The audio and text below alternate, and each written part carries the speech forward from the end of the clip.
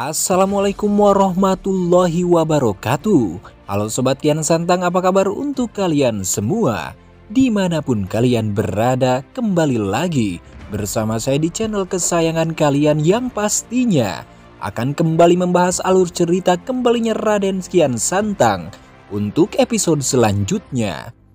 Namun sekedar untuk menyambung tali silaturahmi kita semua, saya ingin menanyakan sobat semua berasal dari mana? Silahkan dijawab di kolom komentar. Di episode terbaru kali ini pastinya semakin seru, menegangkan dan menarik untuk kita saksikan. Di mana episode kali ini diawali di portal masa lalu. Rombongan prajurit Pamanah Rasa datang ke gubuk Subang Larang. Pamanah Rasa juga membawa serta ayahandanya dan ibundanya. Sampurasun Nyimas, ucap salam Pamanah Rasa sembari mengetuk pintu. Rampes, jawab Subang Larang dari dalam gubuk. Dengan cepat Subang Larang membukakan pintu gubuknya dan terlihat kalau Pamanah Rasa datang menghampirinya dengan membawa serta ayahanda dan ibundanya. "Raden, ada apa Raden sehingga Raden datang ke gubukku?" tanya Subang Larang. "Aku ingin meminangmu untuk menjadi istriku Nyimas," jawab Pamanah Rasa sembari memegang kedua telapak tangan Subang Larang. Subang Larang terdiam kaku. Ia tidak bisa membayangkan kalau ia dipinang oleh anak raja besar seperti Prabu Dewa Niskala.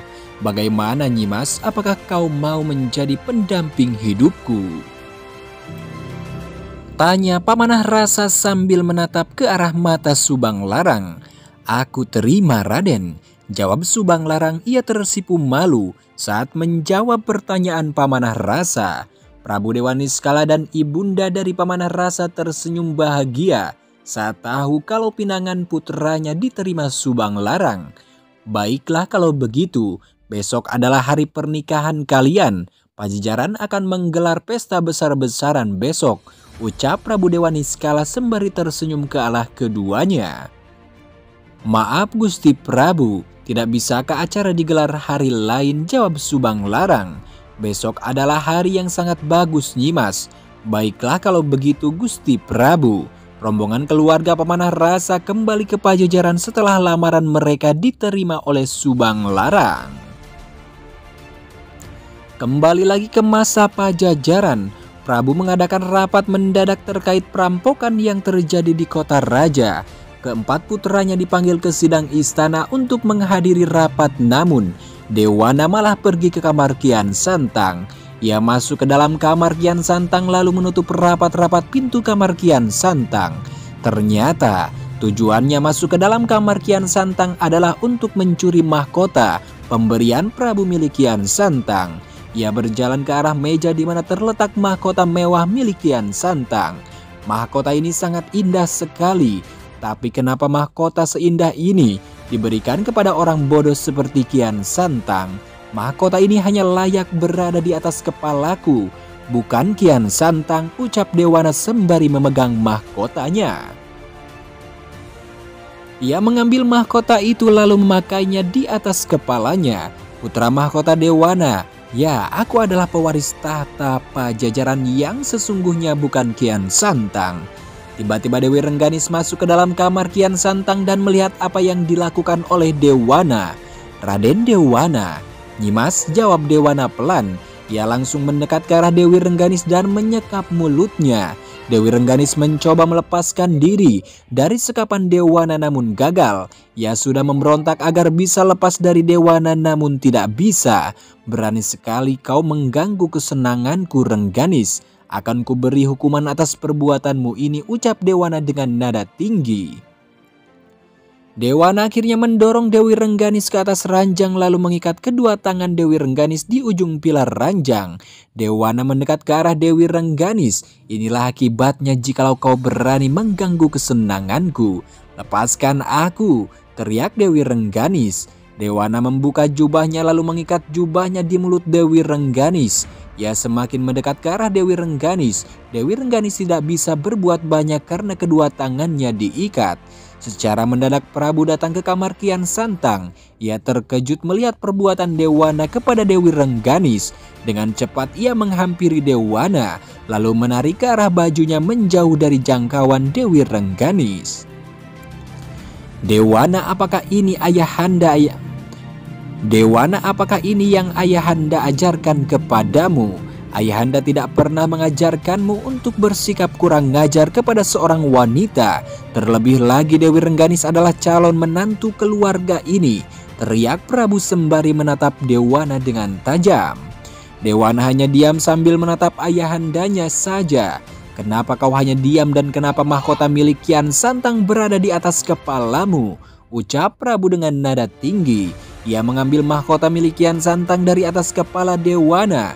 Tidak lama Subang Larang masuk ke dalam kamar Kian Santang. Ia sangat shock melihat kejadian yang terjadi kepada Dewi Rengganis. Astagfirullahaladzim. Subang Larang menghampiri Dewi Rengganis lalu membuka ikatan tali yang mengikat kedua tangannya dan membuka sekapan yang menutup mulut Dewi Rengganis. Dewi Rengganis langsung menangis dan memeluk Subang Larang dengan sangat erat. Subang Larang membalas pelukan Dewi Rengganis. "Nyimas, tenanglah, ibunda ada di sini," ucap Subang Larang sembari menenangkan Dewi Rengganis. Prabu yang tak terima perbuatan Dewana kepada Dewi Rengganis langsung menariknya dan membawanya ke kamar Aci Putih. Sesampainya di kamar Aci Putih, Prabu mendorong hingga terjatuh. "Kakanda, apa yang Kanda lakukan kepada putra kita?" tanya Aci Putih sambil membantu putranya untuk bangkit. "Putramu ini telah melakukan tindak kekerasan terhadap Nyimas Dewi Rengganis. Ia benar-benar kelewatan batas, Dinda," jawab Prabu dengan lantang. "Putraku Dewana, apakah yang ayahandamu katakan itu benar?" tanya Aci Putih kepada Dewana. Namun Dewana hanya diam tak menjawab. "Kanda tidak bisa diam saja melihat perbuatannya, maka dari itu Kanda akan mengirim Dewana untuk keluar dari istana Pajajaran dan tidak akan kembali sampai 5 tahun, jawab Prabu sembari menuju ke arah Dewana. Dewana langsung melepas rangkulan tangan Aci Putih dan mendekat ke arah Prabu. "Oh, jadi ini sikap asli seorang Prabu Siliwangi. Kau tidak pantas menjadi seorang raja, apalagi menjadi ayah bagiku. Lebih baik aku hidup di hutan bersama ibunda dan adik perempuanku daripada harus hidup dengan raja kejam sepertimu. Baru kali ini aku melihat seorang ayah tega mengirimkan anaknya keluar dari istananya sendiri selama 5 tahun. Kau ingat baik-baik ucapanku Siliwangi. Suatu saat nanti aku akan kembali sebagai malaikat kematianmu," teriak Dewana. Dewana langsung beranjak pergi keluar dari istana dan dari kamar Aci Putih dengan penuh amarah. Ia langsung pergi keluar istana Pajajaran tanpa berpamitan terlebih dahulu. Bagaimana kelanjutan ceritanya kita saksikan di episode selanjutnya. Sekian, terima kasih untuk kalian semua yang sudah menyaksikan video ini. Mohon maaf bila banyak kesalahan. Wassalamualaikum warahmatullahi wabarakatuh. Sampurasun karuhun.